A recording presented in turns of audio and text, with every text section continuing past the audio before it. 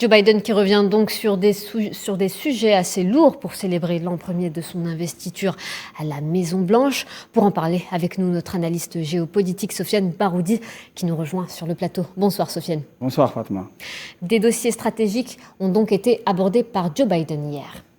Il y a des dossiers les plus importants, c'est la relation notamment avec l'Union européenne au vu des tensions et de la recrudescence des risques sur le vieux continent, notamment dernièrement sur la crise ukrainienne. Le mandataire américain est revenu amplement sur la position de Washington qui est celle de soutenir le gouvernement de Kiev, mais il a aussi insisté sur la disponibilité des alliés des États-Unis et de Kiev à éventuellement aller jusqu'à la confrontation avec la Russie qui, dit-on à Washington, prépare une invasion imminente.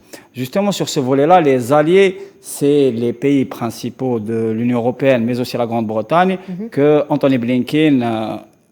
Et justement, nous le disions à l'instant, le secrétaire d'État américain est en tournée diplomatique. Il est actuellement à Berlin. Qu'en est-il de cette tournée ?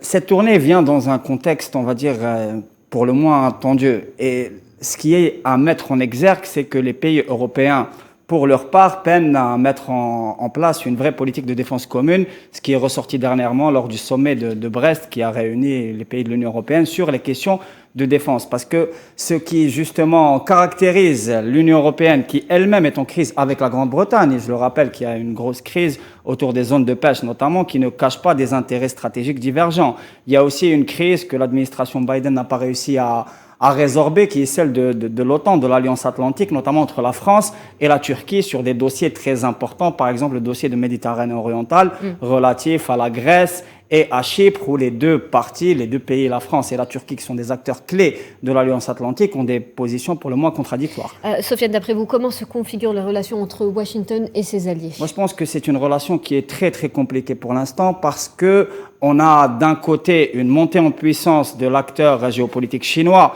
qui reste la priorité des priorités pour l'administration américaine, c'est-à-dire ce qu'on appelle la zone Indo-Pacifique.